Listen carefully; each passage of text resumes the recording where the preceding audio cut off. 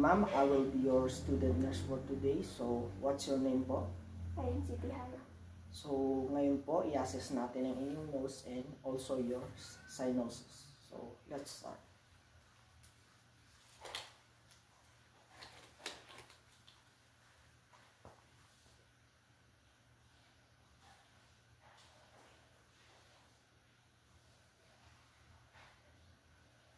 So, there's no swelling. The nose is symmetrical. And the color of your nose is same with your facial skin color. And there's no lesions. There's no nasal flaring or discharge. So ma'am, pakisabi lang po if may ma-feel kayo na pain.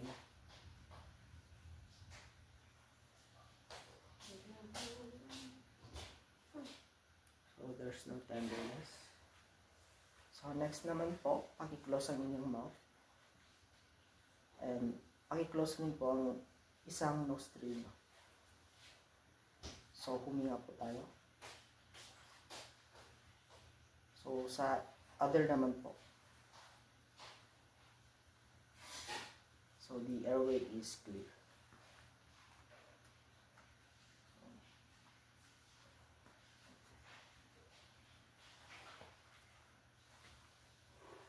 Pakitil po ang inyong head.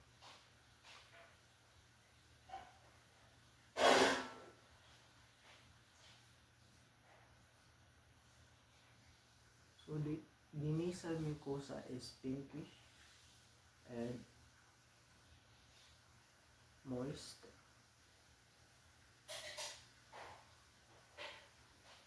So the nasal septum is in midline and also it's intact.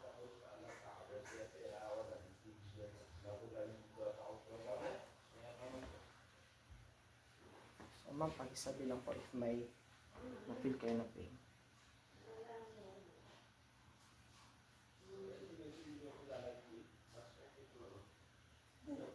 So there's no tenderness.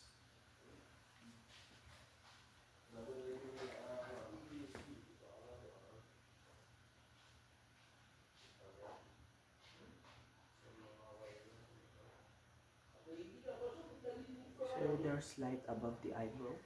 So ma'am, ngayon naman po pag-open ng inyong mouth.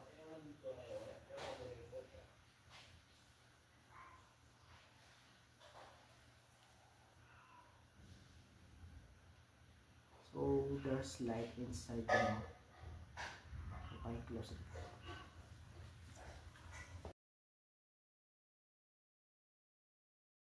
So good morning ma'am, I will be your student nurse for today. So what's your name po? I am Siti Haya.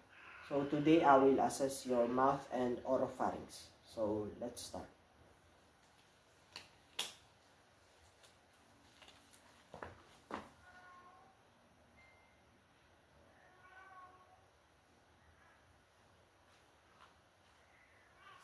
So paki-first po ang inyong lips. So your lips naman po is symmetrical and the color is pinkish and there's no sign of lesions.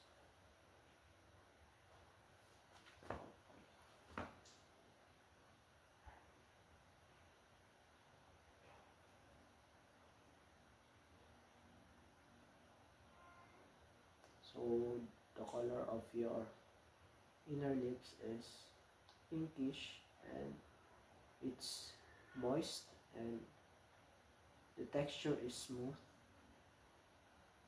and there's no lesions.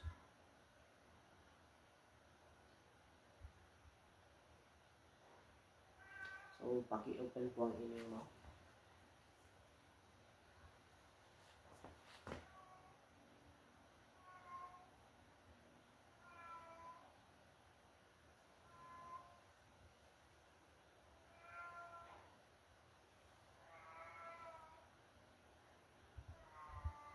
So the gums naman po is, your gums naman po is pinkish and there's no missing teeth.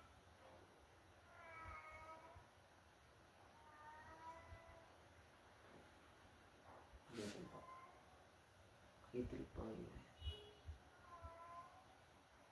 So the hard palate is firm naman po, and while the soft palate is pinkish and smooth.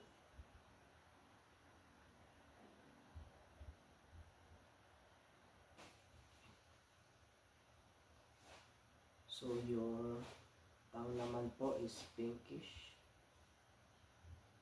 So ma'am, paki-protrude po ang inyong tongue. So your tongue is pinkish, while yung sa top part po ng inyong tongue is slightly rough and pinkish, and the bottom part naman po is smooth.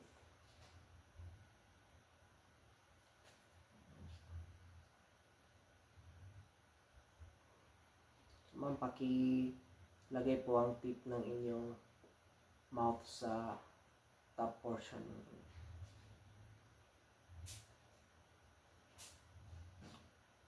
So the under the tongue, moist naman po, and there's no swelling.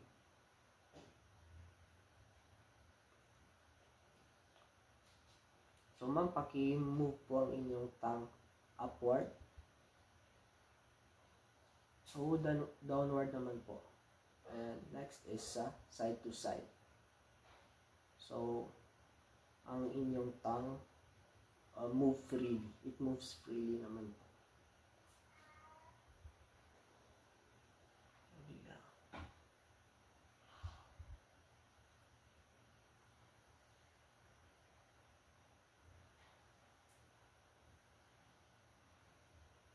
So there's no sign of masses.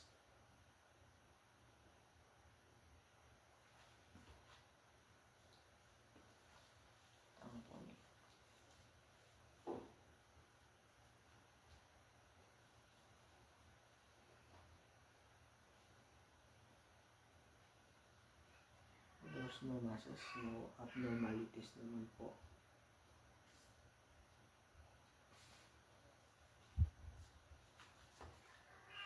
So, paki-tilt po ang inyong head and paki-open po ang inyong mouth.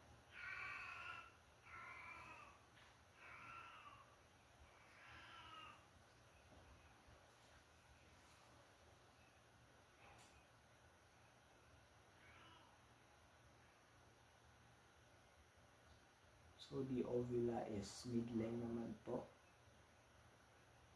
It's in the midline, and the tonsils naman po is small, or the tonsils is small.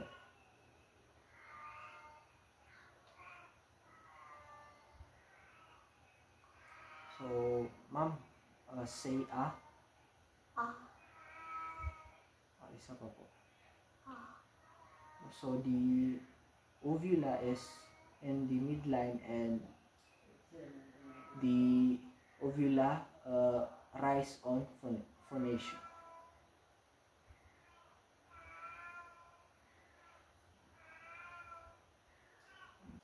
So, i-test po natin ang inyong gag reflex.